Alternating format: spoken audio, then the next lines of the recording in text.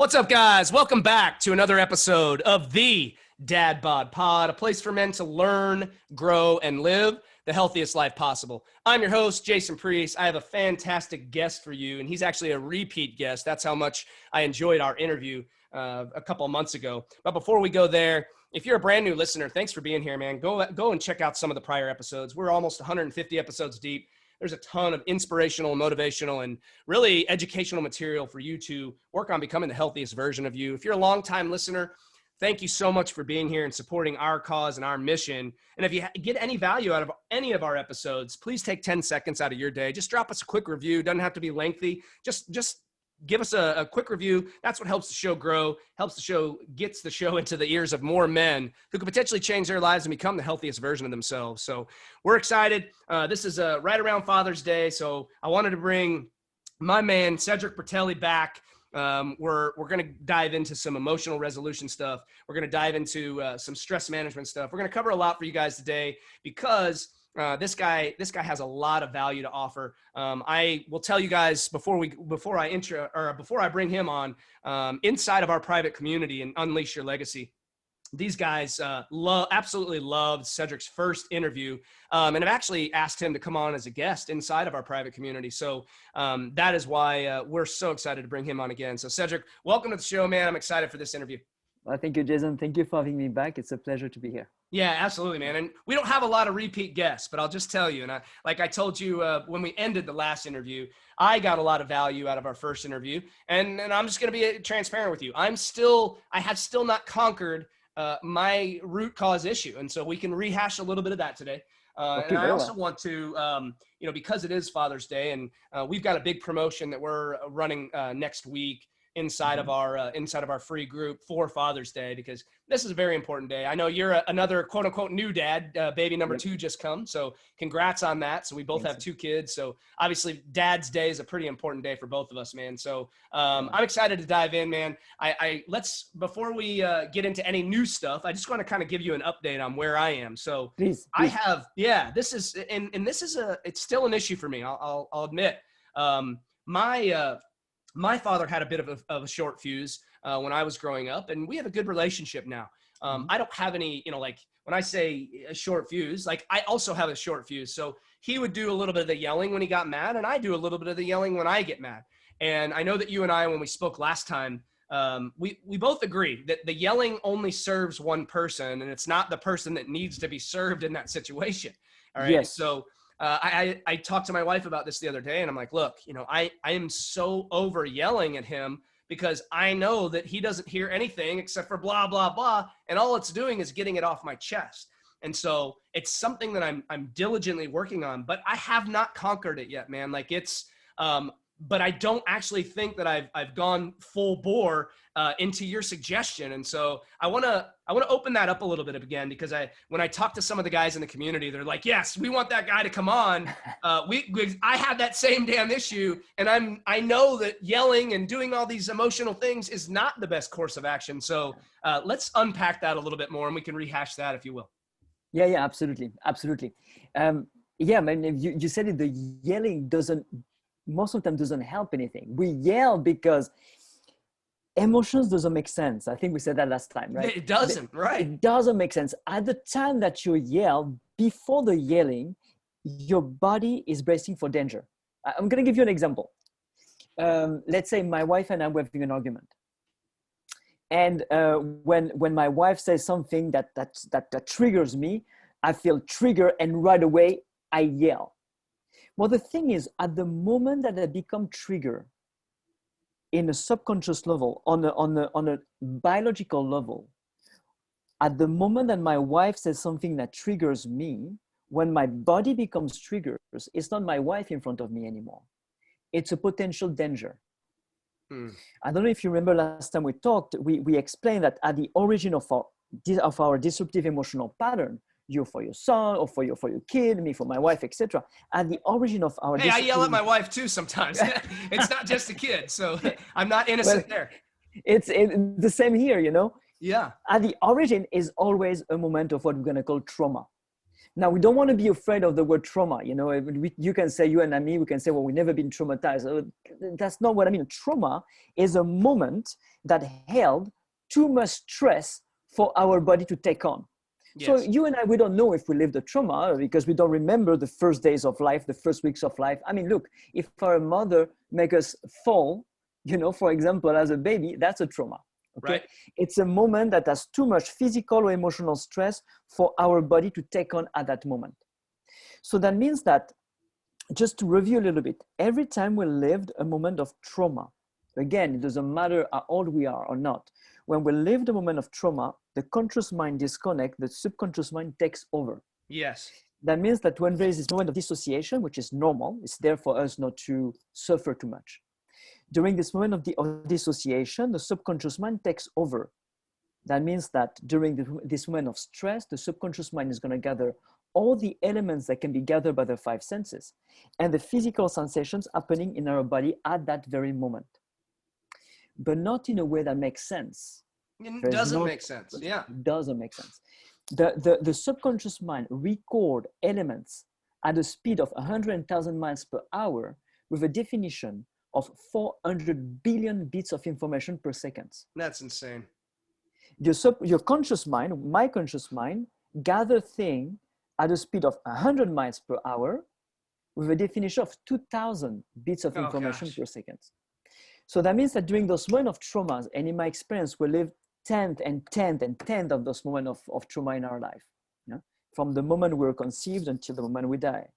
So the information that is taken by the brain is very different from what you and I gather consciously. Now, when my wife says something that triggers me, I'm triggered because my subconscious mind sees what's happening now as an element that was present during one of my previous trauma. And what is my body doing is generating the physical sensations that I am about to feel based on what was felt at the very moment of this trauma. That means that when my wife is saying something to me, she's not my wife anymore. In my body, subconsciously, she's a danger. She's a danger. My body is bracing for impact. So generate the physical tension that you remember feeling during the trauma. And what's happening? I feel the physical tension, and in a snap, I'm going to do whatever I have to do to control the danger. Yes. What do? I yell, so I make my wife afraid in a very animalistic way, right? So she will leave me alone. Same thing with a kid. When you're upset at your kid, it's not a kid. It's not your kid. It is a danger. Like in a primal way, your body sees a danger. Of course, cognitively, you know it's not a danger. Right. But the yelling is just a way for us to release the tension. Another example, you know, my daughter, I have a 9-year-old daughter, and we wrestle. You know, we have a corner on the couch, and we always wrestle to have the best corner on the couch. And I did martial arts all my life. And doing martial arts, when I get slapped in the face, I always enrage and I unleash. Nobody likes that, right? Nobody likes that, but I always say, okay, that's normal, yeah? We were wrestling a couple of weeks ago, and without wanting it, she slapped my face.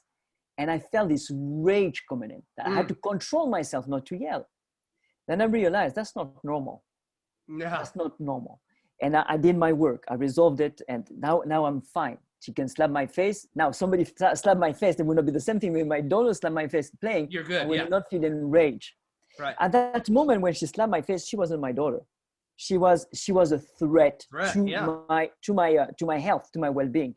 So it's the thing about yelling. We know that we don't want to, but it's a coping mechanism for the body so we can release the tension in us. So the key is, at the moment that we feel like you want to yell, that I feel that I want to yell, the key there is to stop and to remove ourselves from the situation. Which is the hardest part of this. Like it's literally like a split-second decision.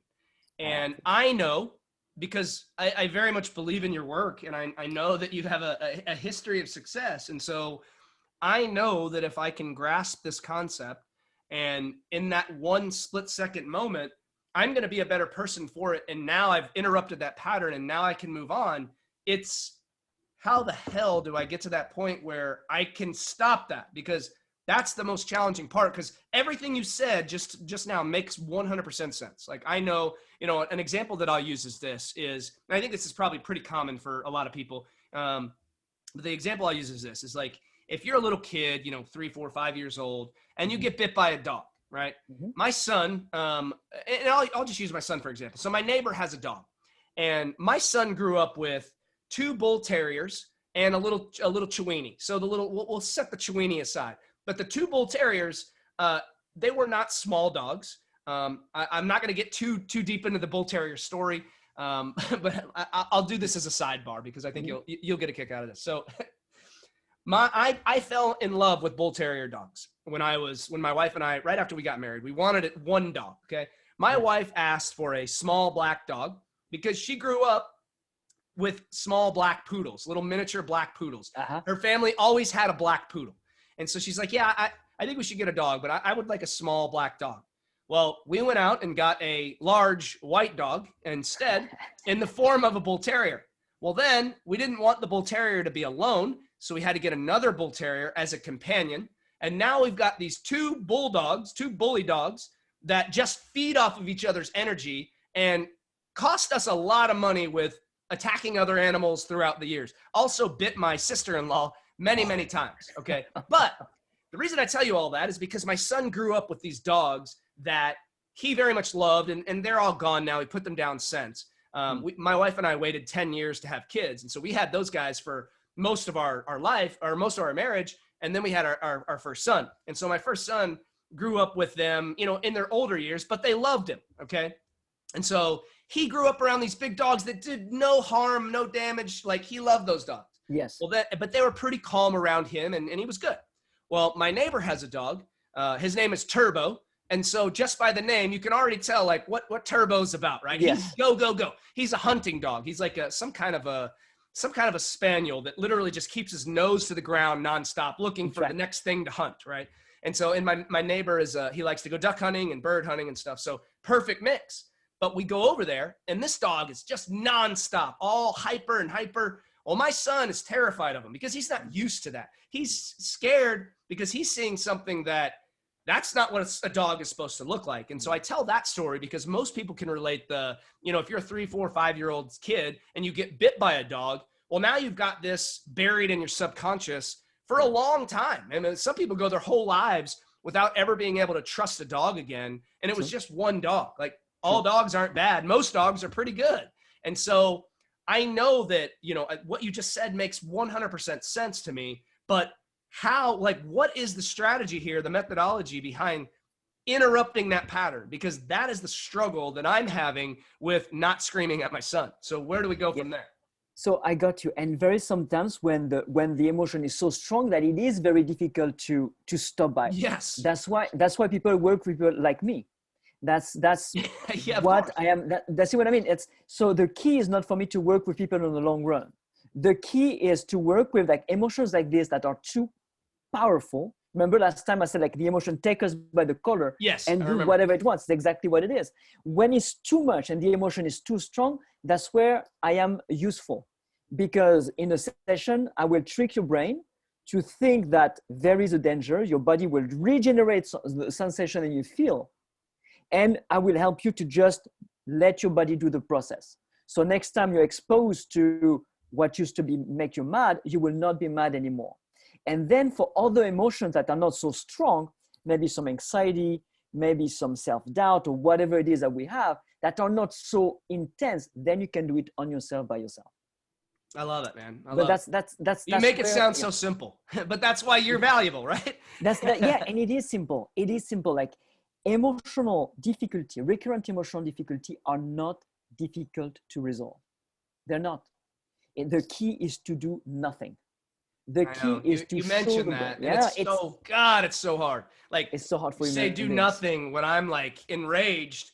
And again, like, here's the thing is we're trying, in terms of discipline with my son, we've tried taking things away. I mean, like, he's 6. I'm not spanking him anymore. All he's going to do is turn around and hit me back, and now we've got a war, right? Like, spanking does nothing for me or for him, and it doesn't do anything for me anymore either.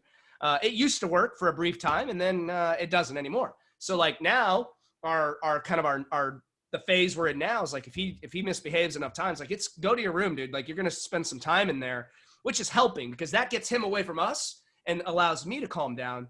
But it's that in the moment piece that is just so difficult. And I know, again, if I can conquer it, I'm rewiring that brain to not have to do that anymore. So you say do nothing when I want to do everything, and I know it serves nobody. So there's a little trick that I use with some of the people I work with. It's like I ask them, it sounds silly, but I ask them to put a little elastic around their wrist. Okay.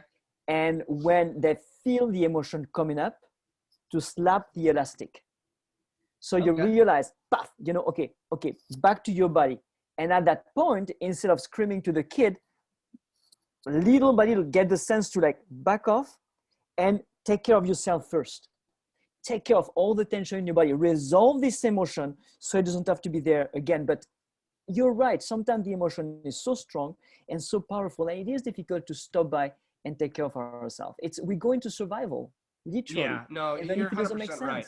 Well, and that leads me to our next topic, because what you just said. And so, like, we started the episode off with, I told you that my dad had a little bit of a short fuse, and I'm sure he owns that. I'm sure he listens to some of these. So, Dad, if you're listening, man, love you, but it's true because I inherited it from you.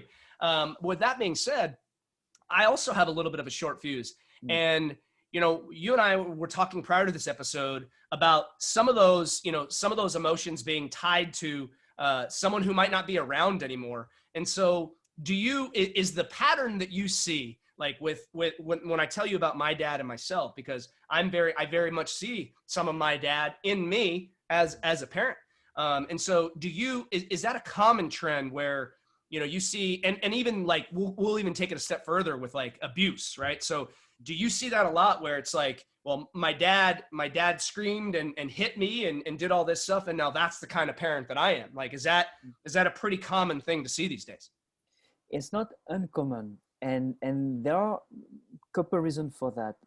The first reason is what we experience as a child between 0 and 6 years old, more or less, becomes our normality, our normal. That means if I am beaten by my dad, if my dad has a short fuse, that becomes my normal. My dad is the person that I trust the most, is representing safety, and also is having a short fuse, and sometimes is I don't know, maybe slapping me. I don't know. But what I experience between 0 and 6 becomes my normal. It becomes almost, I would say, carved into my emotional DNA. Right. So when you become a dad yourself, then it is natural to go into your normal. And even if you know cognitively that we should not do that, or that's not the best way, it's difficult to go against normal. It takes a lot of will to step out of what has been in us as normal. That's why it's tough to not do what we have been through for a long time. It is almost carved in us. Yeah. I mean, as a father, most fathers are not going to be 18. Most fathers are going to be mid to late 20s, 30s, 40s. And that's a lifetime of behaviors. Yeah. And it takes a lot of will and attention to reprogram yourself. That's why some fathers or even moms sometimes are slapping their kids or yelling at the kids, and then they feel terrible about it. But on the moment, they cannot help it. Yes. Yeah? So it takes a lot of attention, time, and not about time, but will and to recreate our normal. That's not easy. And then you and I were talking a little bit before the call, and I didn't know if it was appropriate to say it, but I'm going to say it, sometimes, let's say I work with a dad who comes to see me a bit for the same reason that we were talking earlier, because he's screaming at his kids and he doesn't want to do it because he sees that it doesn't bring anything to the relationship, or it doesn't help the kid. Well, I mean, look, and I'll just pause you there for a second. Go ahead. With my dad, like, he never hit me, but there was there was some yelling at times because, quite frankly, I was a little shit, man. I'll own that. Like, I was not the best kid, and I got in a lot of trouble. I misbehaved. And so my dad probably yelled at me a lot of times with justification, right? And some of those situations is like, I probably deserve to be yelled at, probably deserve to be spanked, but he didn't do that. But I guess for me, like, when I yell at my kid, I know that it doesn't serve him, and I know that it doesn't serve me. It makes me feel better in the moment only. Yeah. But like what you just said, within 30 seconds, like I feel terrible about it because I know that he got nothing from it. All he did was get scared. And now he's got this scary dad scream in his ear, but didn't process anything that I said when I'm sitting there saying, when we ask you to do something, we expect you to do it. Like, what does that mean to a 6-year-old, right? It doesn't. It's justifying it in my brain. And so I think that's such a challenging piece of this whole equation here. Yep. Listen, we have a relationship. Like, let's do a session, you and I, so you can see and you can speak from experience of like what we will do is, if we work together, or any guys, is we're not going to go into the reaction. We're going to get into the very beginning when before your body reacts. We're going to go into the fear. Right. So you see the way that I describe emotion is like the ocean. Like when we yell, it's like the big wave in the ocean. Sure. Most of the time we ride this wave, we surf this wave, we scream and then we feel bad, but we go through the emotion. We are on the wave. Now, going on the wave or trying to control the wave never works, because if you feel like you want to explode and you keep it inside, well, you first of all, your son will feel it a little bit. He will not get the yelling way to feel that, but you will hurt yourself by trying to bottle it down. Again, you're just dealing with the wave. Now, here in California, we have Mavericks. It's like this huge wave and surfers surf. And the big waves don't come from the wind. They come from currents in the bottom of the ocean. Sure. So for the emotion, it's the same metaphor. The current in the bottom of the ocean are the physical sensations. The physical sensation you feel in your body, that's what creates the wave. Right. We live as adults and kids on top of the wave. Like the key is, when the waves start, is okay, let's dive deep, let's feel the sensations in the body and become intimate with the current. I love it. Let's own it. Let's own the emotion. It all starts in the body. No, and I keep using my kid as an example, but the same thing with my wife. And so this is a little bit of a different scenario. Okay. So, because you mentioned your wife and you brought up that example. So let me just go there for a second. Cause I think, what you just said makes very much sense for me in terms of children, but let's talk about wives, because when I scream at my wife, she's going to hear and process what I say. I'm not sure it's going to be processed as much as if I didn't scream, right? Like it's a night and day difference. Yes. But what I'm trying to think of now is like, if I'm trying to control the emotion, she knows she made me mad, or she knows she triggered me. Maybe she yelled first and I don't want to yell back, right? Mm-hmm. We don't have a lot of arguments, but when we do, it's like, sometimes it feels good to fight a little bit, right? Sometimes it feels good to get these, this anger or rage out by yelling. And that's okay. I get that it's going to happen on occasion, but what I'm trying to figure out now is like, yeah, I know my son doesn't process it and it's not serving him, but what about in that situation where it's an adult, they're going to hear and process what you say,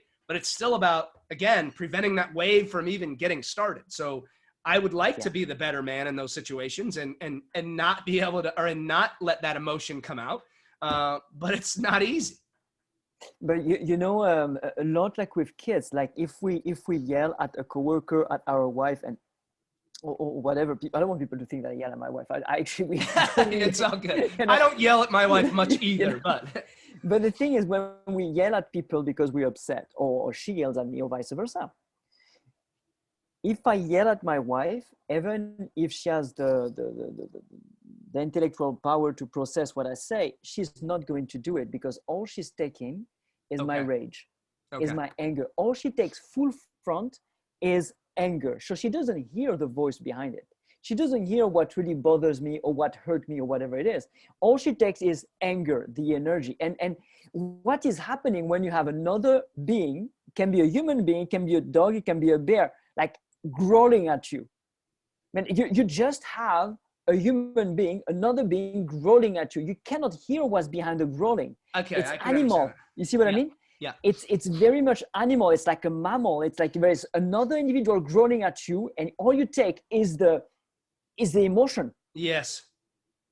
Yes. So it's not. It's the same thing. Okay. Yeah. No. It's the same thing. I agree with that. And look, you and I both we've said this. I think we said this before. Like, you can use your subconscious mind for you or against you. And in this situation, we're trying to get you guys that are listening to be able to use it for you.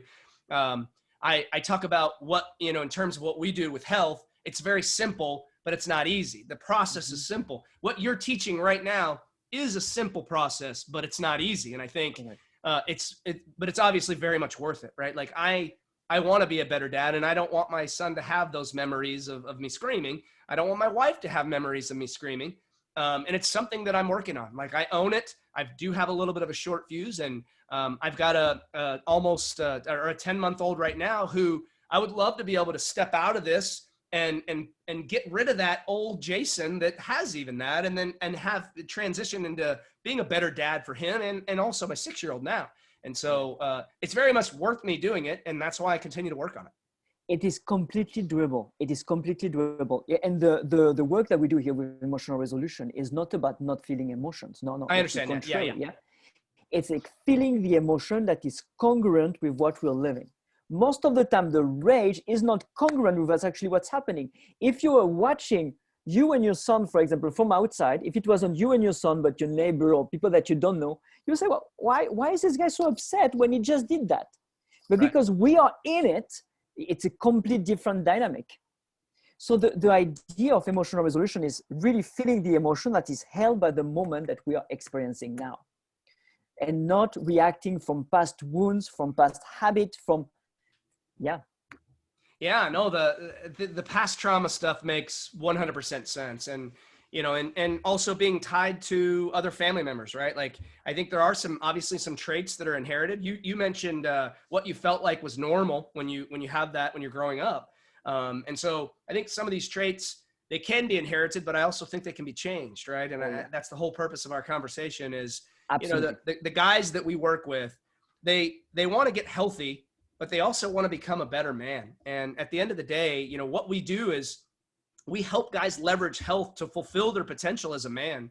I had a conversation with someone earlier today, and I was telling them, I was like, look, I very much don't view our company as like a fitness company. We're more of a men's health and coaching and mentorship program to help guys get healthy and then leverage that to become the most elite version of themselves.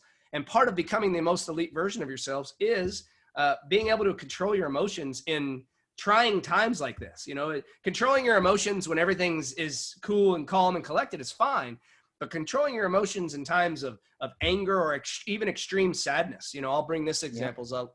I lost my mom when I was 25. She was 49, and it was a very traumatic day for me. And my wife, and I hold this in. I'm like, when my mother-in-law passes away someday, hopefully that's not for a long time, but I'll have that experience to help my wife through that.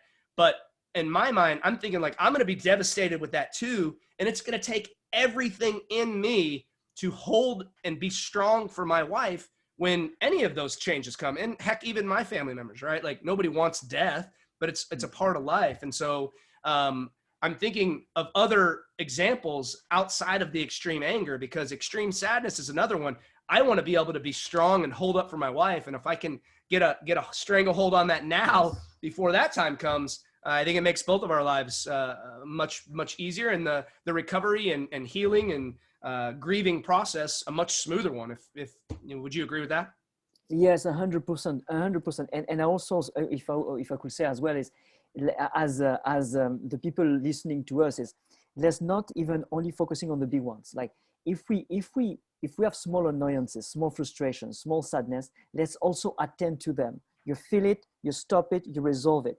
The reason is, if we resolve all the smaller emotion when a big thing, such as somebody passing away, happens, we have more room, more space to welcome that. Okay. If there is an accumulation of small things, yes, more space. We have more space in our body, in our mind to welcome that. And as you described, being present for our loved one. Yeah. So let's also focus on the small tension, the small annoyance, the thing that we usually deny or ignore because they have an impact on our life. Van Gogh said, the painter, he said, our small emotions are the captains of our life as we obey them without noticing them. We have very limited labels or concept for emotion. We only put name on emotion when they're big, but we notice, if we pay attention in our daily life, we have intentions in our body. And a lot of the decision we make, a lot of the relationship we build or we unbuild are based on those tension in our body. We will not say that we have an emotion, but we feel tension. When I'm around this person, I feel tense. Consciously, I don't realize it, but I am not going to hang out with this person very much. Right. This tension doesn't mean that I'm not here because that's a bad person. It's just because subconsciously my brain is relating this person to something that happened to me in the past. Yep.